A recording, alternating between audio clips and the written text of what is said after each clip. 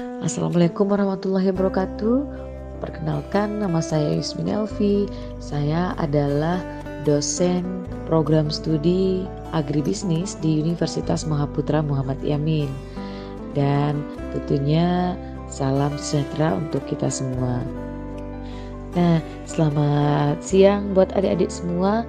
Tentunya dalam hal ini kita akan berbagi ilmu tentang konsep pengembangan agrowisata Sawah Solo, tentunya dalam sistem pertanian terpadu untuk kesadaran kita dalam mencintai pertanian untuk teman-teman dari sekolah menengah umum. Untuk awal kita tahu Sawah Solo adalah kawasan agrowisata yang tentunya dengan pemandangan yang sangat indah dengan hamparan padi, sawah.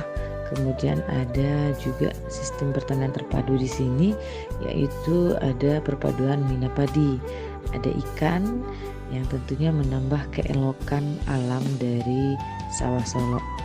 Nah, agrowisata atau wisata pertanian merupakan sebuah alternatif untuk meningkatkan pendapatan, menggali potensi ekonomi petani kecil dan masyarakat pedesaan.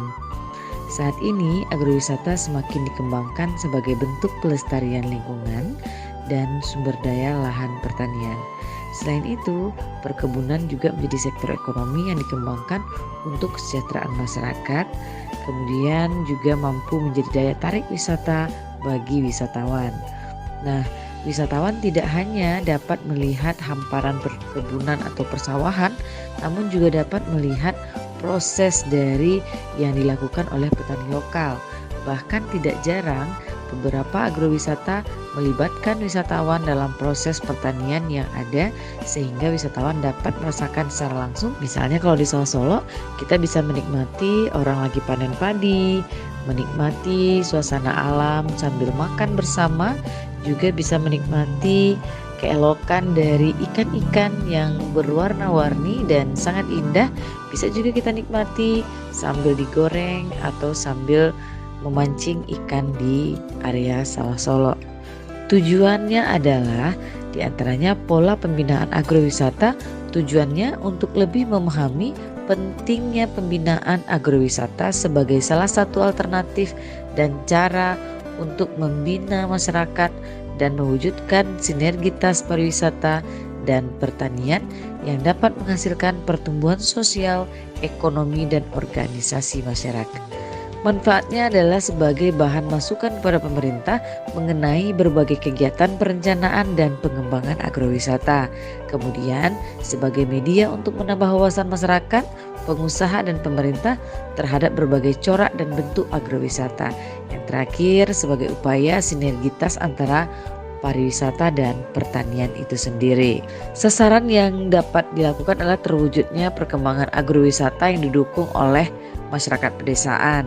Yang kedua, mewujudkannya adanya pengetahuan, wawasan, sikap, dan keterampilan masyarakat pedesaan dalam pengelolaan agrowisata tersebut. Kemudian yang ketiga, terciptanya diversifikasi produk yang mampu menjadi produk wisata usulan dan meningkatkan ekonomi masyarakat sekitar. Kemudian tersusunnya tata cara pengelolaan agrowisata yang didasarkan kepada manajemen pengelolaan yang tepat. Yang kelima, tersebarnya lokasi agrowisata di setiap desa atau kecamatan sebagai salah satu upaya mengembangkan dan tempat tinggal wisatawan, kunjungan wisatawan, dan tempat belanja wisatawan. Kemudian konsep pengembangan agrowisata itu pada hakikatnya kehidupan masyarakat di pedesaan masih memiliki sifat gotong royong yang mendalam, yang membuktikan bahwa kehidupan selalu dibarengi dengan berbagai upaya yang dapat menghasilkan bekal bagi kelangsungan hidup. Nah, pertanian adalah salah satu usaha yang sejak lama dan turun-temurun.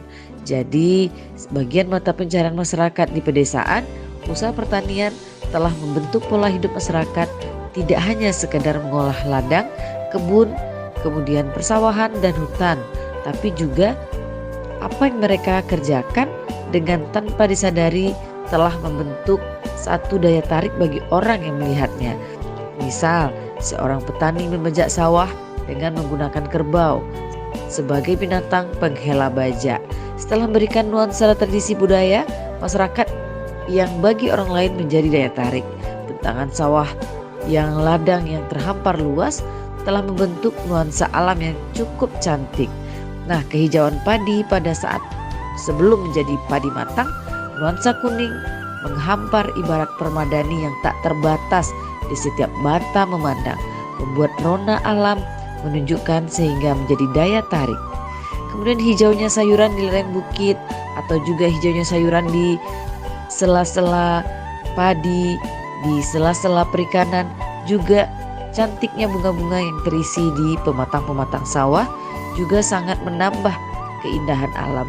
Nah, ranumnya hasil buah-buahan kebun telah mampu membuat wisatawan untuk dapat menikmati kelezatannya. Nah, semua ini adalah potensi produk pertanian yang mampu memadukan hasil pertanian dan menarik orang untuk berkunjung. Inilah makna pertanian yang dapat membantu pengayaan produk wisata dan menjadi bagian penting yang diversifikasi produk pariwisata. Nah, pendekatan pengembangan agrowisata. Pendekatan pengembangan agrowisata meliputi pengembangan berbasis konservasi. Nah, dimaksud pola pembinaan yang tetap mempertahankan keaslian ekosistemnya dengan mengupayakan kelestarian sumber daya alam, lingkungan hidup, sejarah, budaya, dan rekreasi.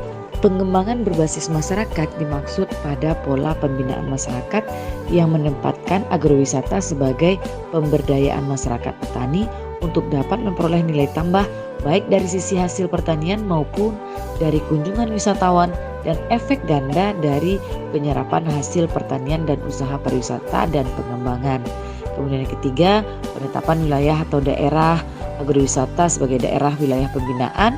Kemudian inventarisasi kekuatan agrowisatanya seperti apa. Kemudian peranan kelembagaan pariwisata dan lembaga pertanian dalam membina agrowisata. Cara pembinaan. Yang pertama, cara pembinaan masyarakat dapat dilakukan secara bertahap, yakni dilakukan sebelum daerah menjadi objek agrowisata dan setelah daerah menjadi objek agrowisata. Kemudian cara pembinaan selanjutnya adalah masyarakat yang berkunjung. Yang penting adalah upaya menyerahkan kunjungan agar mereka bertingkah laku sadar wisata. Contohnya mereka tidak bersikap vandalisme, tidak merusak lingkungan atau membuang sampah atau limbah sembarangan.